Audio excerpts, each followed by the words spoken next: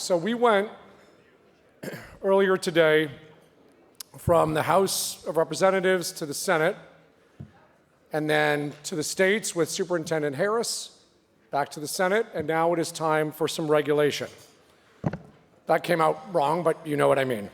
And as we touched on yesterday, when we were talking on our legal panel, with Congress unable to move blockchain legislation on market structure principles or on stablecoins, the action was in the courts and it was in the regulatory agencies. And we're all intimately familiar with the drama and unfortunate decisions coming out of the Securities and Exchange Commission's chairman's office. And the two loudest voices pushing back have been Commissioners Uyeda and Commissioner Peirce. Hear, hear. Hear, hear. Commissioner Uyeda has said, our policies and our approach over the last several years have been just really a disaster for the whole industry. He's very subtle in his words. And he emphasized the disconnect between enforcement and guidance. Commissioner Peirce, just as forceful, has said it is wrong when people are trying to figure out how to apply to the SEC and need help, and then we come in on the enforcement end. We can design a better regulatory framework than having enforcement show up at your door. Their dissents are spot on, they echo our sentiments, and they are invaluable to the Blockchain Association's narrative building and defensive strategy here in DC.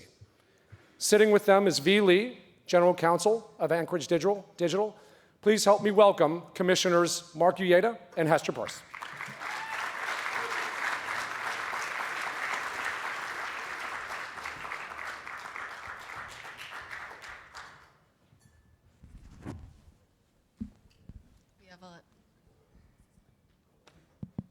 We have a lot of room here, so feel free to spread out. It's good. If Mark and I don't agree, you can move further that way.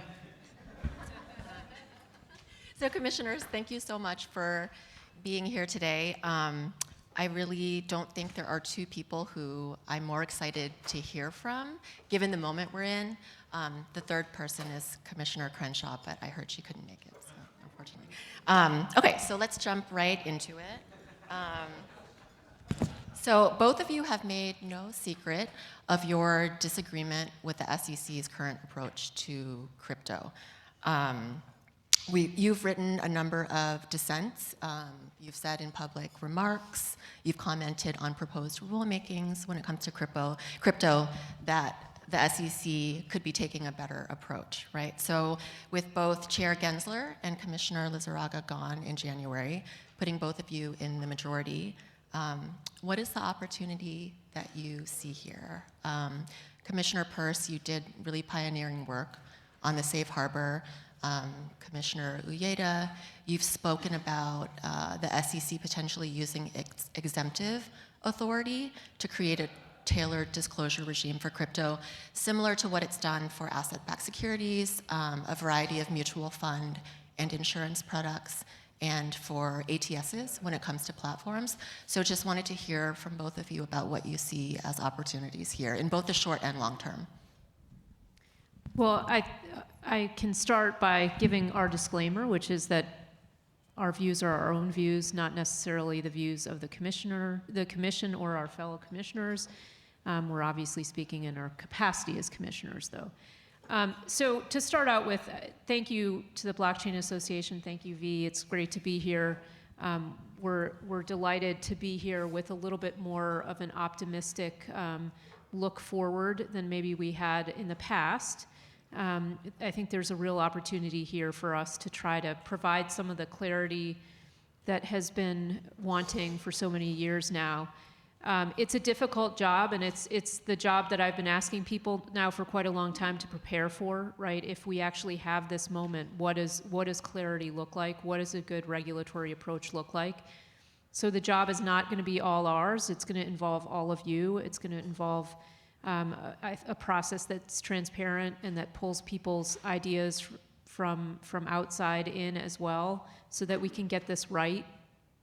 And you know, I think there's some things that I would like to focus on, such as providing clarity about stuff that's not in the SEC's jurisdiction, so that people can just not worry about that stuff.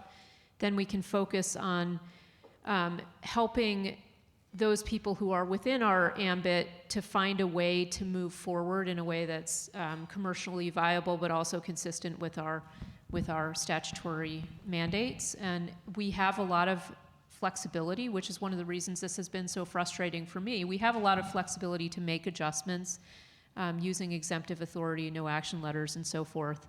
And then, there are, I think, going to be a lot more experiments in this space.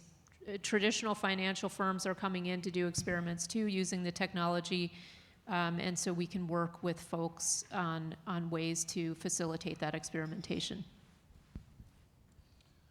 Well, thank you. It's great to be here, and appreciate Dave's introduction, although I don't think he captured my views on our crypto policy. It really was a lot more nuanced. I didn't call it a disaster. I merely said it was a total disaster. We have a chance right now, I think, to do what really is our obligation as a regulator. There's a reason for why we engage in regulation and not pure law enforcement. That's what you do for things that are prohibited.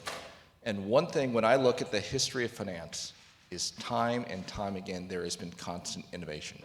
Some of these innovations work out very well, others do not. And what I think a responsible financial regulator does is it makes sure that we enable that innovation to occur while, one, being very clear as to where our jurisdiction starts and ends, and two, making it also clear as to what needs to be done to comply with our rules. And some of these products are very new or very different than what's seen in the past. Now, since it's the holiday season, I'll give one example. You'll probably see It's a Wonderful Life on TV with, or streaming with Jimmy Stewart. This idea of home mortgages, and someone had the idea that said we can securitize them. We didn't have rules that said, here is how you provide the disclosures for a securitized product. But as a regulator, we said, all right, let's think about how we adapt our rule book, our disclosure requirements, to not an operating company, but to this pool of home mortgages that are going to be securitized as an asset. And we did that. We didn't require congressional legislation to do that. We made those changes, and after a while, after we had enough experience, we said, okay, we think here is a set of types of disclosures. Here is some other protections that you need when it came to broker-dealers and came to settling and clearing these sorts of instruments. And we worked with industry to establish those guidelines. And now we have what has resulted in much lower borrowing costs, especially when you think in an aggregate for all Americans to buy a home. We think about increased safety and soundness on bank balance sheets. We see increased opportunities for non-bank investors to participate in this area. Why haven't we done the same thing with crypto? And those are the things that I've been very, very frustrated. Instead, it seems that we have done a lot to stymie the development for the last 4 years. That's been the effect. And we have a new administration coming in. We have a new chair nominee who's been designated. And so I look forward to doing a lot of the steps that Commissioner Peirce just spelled out as to how we can go back to our role of being an effective, innovative regulator and not being sort of that scolding teacher saying no, no, no, no. Right. So I think those are all really exciting opportunities. Meanwhile, though, as we know, there is active litigation and pending Wells notices going on. And so I just wanted to ask, what do you think is going to happen with those cases? Just asking for a friend. Yeah, that's really subtle. I think the answer is we really can't speak about active litigation. Again, one of the things that I think both of us have commented on is that we have a big toolkit, and we've always gravitated toward enforcement in this area as our tool of choice. I think when you see a commission change and the composition of the commission changes, then the mix of cases can change as well, and I hope that we'll get back to the point of remembering that we're a regulatory agency with an enforcement arm, not an enforcement agency that doesn't do regulation. Yeah, with respect to regulation by enforcement or setting policy by enforcement, what makes it, I think, a really ill-fitted tool to set policy is that you can't engage with the public. When you do an enforcement action, the only people who matter is our SEC enforcement staff, the defendants, and their counsel. There may be broader policy issues, but no one else gets to see what those discussions are. No one gets to help in the public, gets to shape what those outcomes are. And that's why we have the Administrative Procedure Act. It is to allow the public to comment on regulators. That's our accountability to the American public, to provide that transparency. And when it's being done between closed doors, and this isn't even being done between closed doors among the commissioners, we get an up or down vote on a recommendation that has been already fashioned by the enforcement staff. So we're not involved in the day-to-day negotiations of these either. So as a policy-making tool, enforcement actions, I think, are a real ill-fitting tool. Sometimes you need enforcement to perhaps on the margins where you have a rule that's already clear and trying to understand how it applies to a particular set of facts. It can be useful, but not when setting broad swaths of policy. I think that's such an important point, Mark, and I think the point also is that leverage in those discussions in the back room is completely on the side of the commission, because the person who's in there trying to settle doesn't really have an option. You can go to litigation, it's very expensive. And so that also changes the outcome. So I think that's just a really important way of thinking about it. We need to pull that rulemaking out of the back room and put it in a very transparent public forum. Yeah, it's, we all hear about the term regulation by enforcement, but I think it's, I used to call it regulation in the dark, which is just as harmful.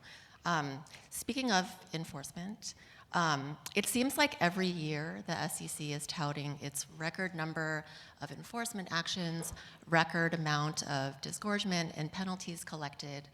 But is this the best way to measure the SEC's success, especially if you think it's the SEC's job to deter and prevent violations, right? And does it create a culture of winning at all costs, right? So I'm thinking of a situation like debt box. Does it cause the SEC to stretch the bounds of the securities laws? As we know, in a number of really high-profile cases, the SEC's rules and legal positions have been rejected by courts recently, or cause them to take inconsistent positions across cases. And then the other thing I would suggest is that if the SEC's enforcement program is doing a brisker business than its mandate to facilitate capital formation, that maybe there's something seriously wrong there. So I would just love to hear your comments on that. Well, I mean, I think that you're right to point at this as something that any new commission needs to think about, is how do you measure success? And it's actually not that easy when you're talking about a regulatory agency. We have that same issue, and we oversee, for example, the Public Company Accounting Oversight Board, and they too have been trumpeting their enforcement statistics. And one question to ask is, well, okay, how do you really tell if a regulator is successful? And I think I've always wanted us to back off the focus on the number of enforcement actions and the amount of dollars, and really think if we can think more creatively about how do we tell if our capital markets are flourishing, are companies wanting to come here to raise money, for example, are investors investing. Those are, I think, better indicators of success. But it really is difficult to measure regulatory success and failures. We use economic analysis, and we need to do a better job of doing retrospective review on our rules to see if they're working as intended. But it's certainly not an easy issue. I've been with the SEC for over 18 years, and every year, doesn't matter who is our enforcement director, there will be some iteration when they put their annual results of the enforcement program in. They will say the numbers don't tell the whole story. Well, if that's the case, why are we constantly touting certain numbers? And the numbers themselves are subject to timing issues when you count them. I've joked in years past, it seems that we're pulling forward a number of enforcement cases to beat the end of the fiscal year. Or it seems like we're holding off on a number until after the fiscal year. Isn't this what we go after corporations for bad accounting? Our enforcement staff, which is one of the largest operating units in the commission, they do an awful lot that people don't see every day. We get nearly 40,000 complaints a year, for instance. Many of them are from individual investors who have seen their life savings stolen through various scams. The most recent one, which you perhaps have seen in the press, is some of the relationship scams.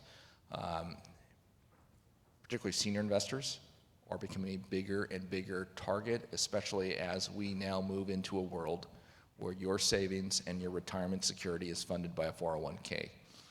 And there happens to be a sizable amount. And as the saying goes, the bad guys will go to where the money is. So why aren't a lot of these other efforts reflected in our numbers? It's something that I hope, we have new leadership at the commission, including a new enforcement director, they'll rethink, as Commissioner Peirce said, how do we measure success? How do we measure efforts? Because looking at the aggregate amount of civil penalties, in my mind, doesn't really tell us a whole lot, especially when you realize that a good chunk of that all came from what we call off-channel communications, where there was no evidence of investor harm, no evidence of fraud. Instead, here was the SEC taking a very strict view of a definition that was adopted in the 1950s and said, oh, guess what? This applies to text communications, which I think took many in the industry by surprise. Can I just touch on one other part of your question around culture? I think it's really important to remember that the staff at the SEC are responding to directions that they get from the commission, the 5 of us. And in recent years, that direction has certainly been, as you all have witnessed, has been not particularly positive toward crypto or anything that touches on crypto in any way. And one of the things that I've tried to argue is really important is having a culture at the SEC that allows people to ask questions, raise questions about the approach we're taking. But at the end of the day, the buck stops at the 10th floor, which is where the commissioners sit. And so to the extent that you think decisions on enforcement actions or regulatory policy are bad, the ire really should be directed at me and my colleagues on the commission, not at the staff. And I think that's a really important thing to remember, because we're going to be in a new day now with a new commission, and you will be working with the commission staff, I hope, toward some positive ends. I hope you will be able to actually come in and register if that's appropriate. I hope you will be able to come in for no action relief. And so you will have to work with those staff, and those staff will be taking direction from a new commission. So I think that's really important to emphasize, because it can be hard to know from outside the building, where the responsibility lies, but it really is at our feet. So we heard from a number of members of Congress this morning on both sides of the aisle, and they seem very committed to passing crypto legislation sooner rather than later. So we mentioned earlier some of the more immediate steps that the SEC could take, right? Using its exemptive authorities, no action letters, 21A reports, things like that.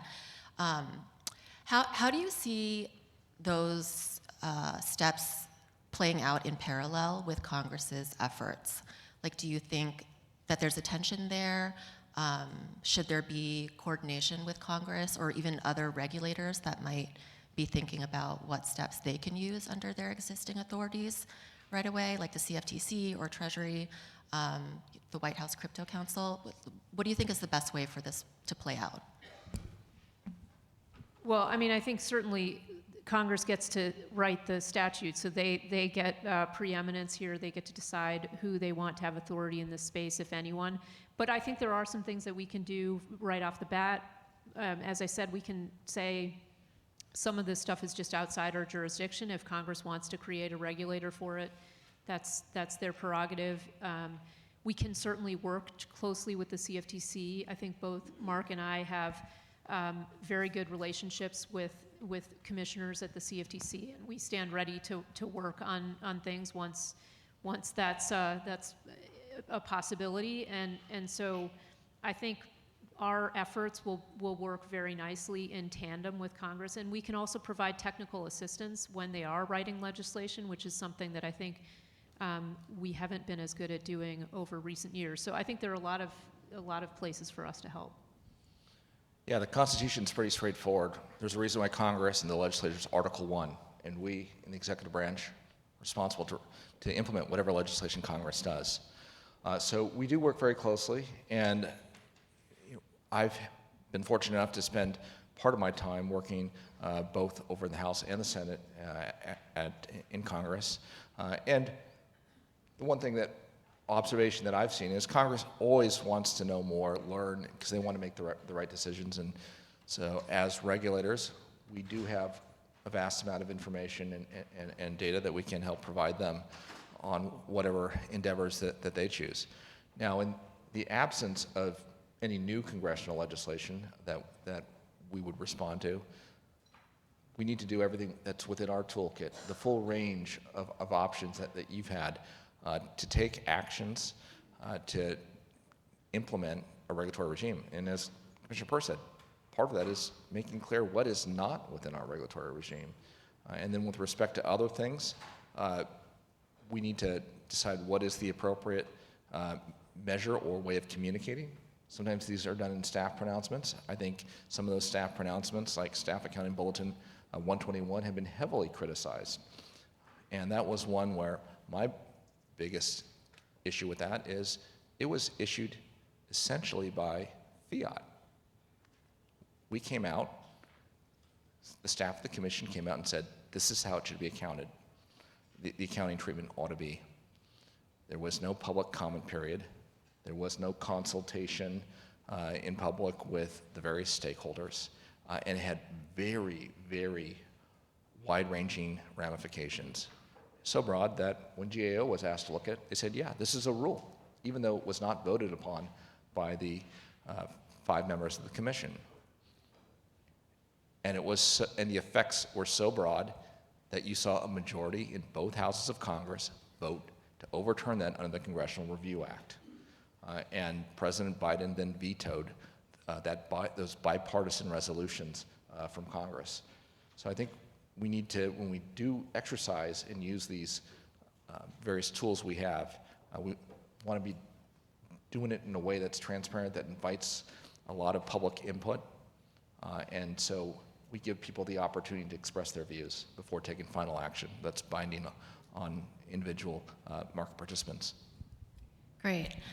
Okay, so one theme that has come up a lot, I think you've both talked about this publicly, and Chair Gensler actually, he at least says it a lot.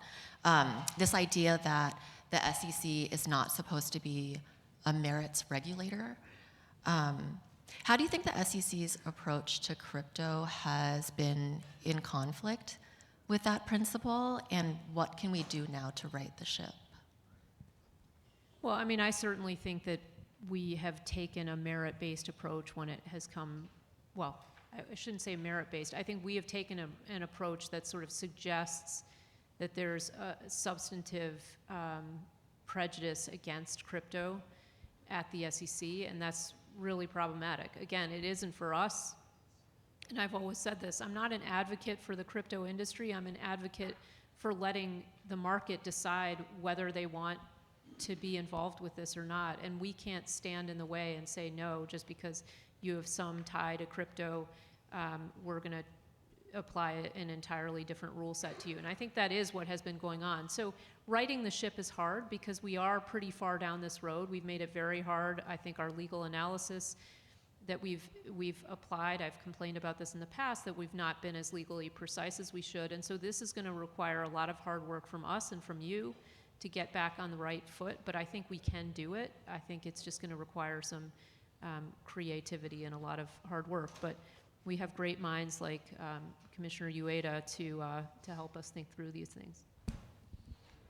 Yeah, it's hard to subjectively say what the SEC's approach has been, but effectively, with all the delays, for instance, in people who want to register crypto with us, it seems to have the effect of a merit-based approach to regulation.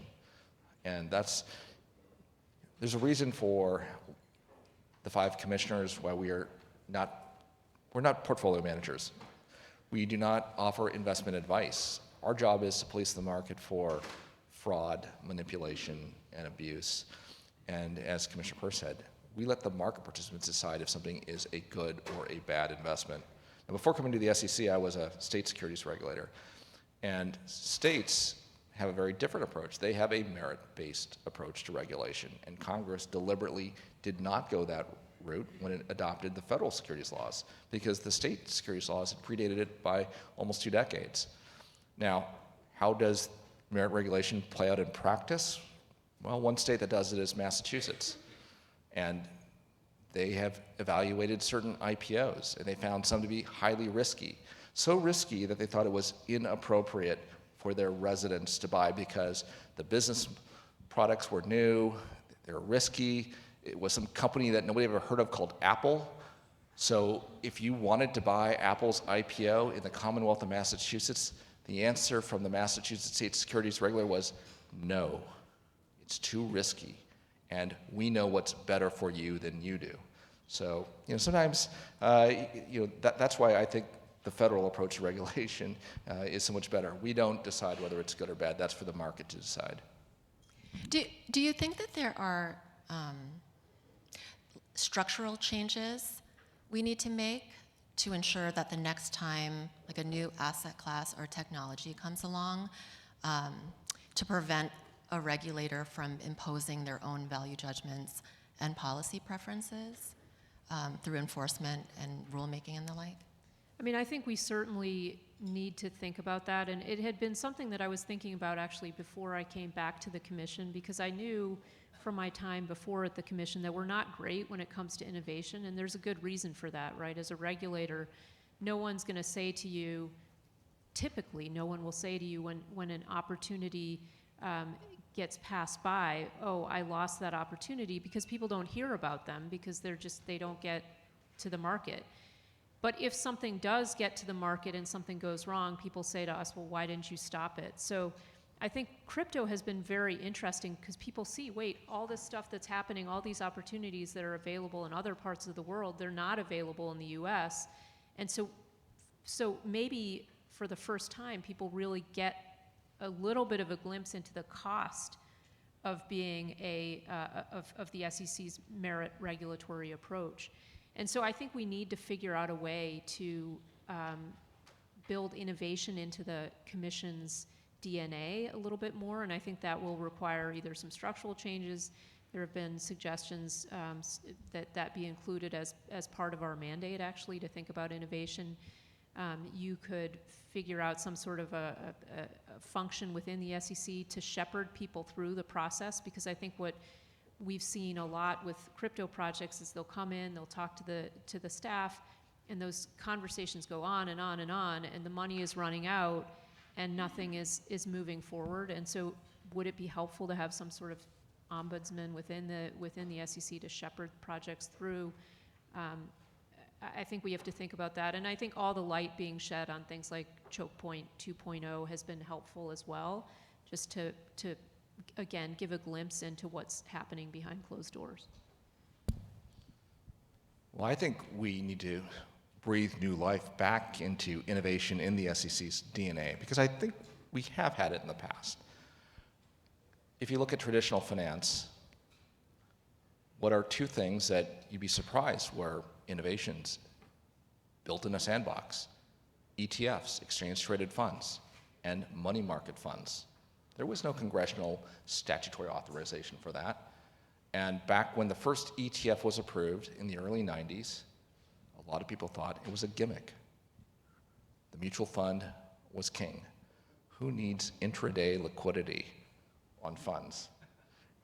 Now, could you imagine a world today where all you have is mutual funds and no ETFs? And again, that was the SEC being innovative. And the other one was money market funds. The banking regulators had put caps on the amount that one could pay on interest. Now, that doesn't really matter when you're in a very low interest rate environment, but when you've had near record inflation in the last administration, over the highest that we've seen in the last 30 years, you could see why investors would want that. Well, we had a similar situation in the late 1970s, and we had the money market fund during that time. And again, that was innovation, where people had an idea, why can't we do this? And we had investors who were clamoring for that. And so at least I like to think that there is a part of in our DNA that does foster innovation. I just think it's been kind of frozen for a while, so we basically need to defrost that and get that back into what we do. Just on a personal note, so Commissioner Peirce, when I was a staff attorney in the enforcement division, you were the only commissioner who ever called me directly to ask me questions about an enforcement action that I recommended, not a crypto one. And I remember being terrified at the time, but also really appreciated. I really appreciated your thoughtfulness and engagement. And so I think, you probably may have felt over the years that you were screaming into the void. But I think I speak on behalf of all of us here that we heard you and really appreciate the impact that you had on our industry. And we're really looking forward, hopefully you stay with us longer, with the SEC longer, but we're really looking forward to seeing what you and Commissioner Uyeda accomplish in the remainder of your terms. So, thank you.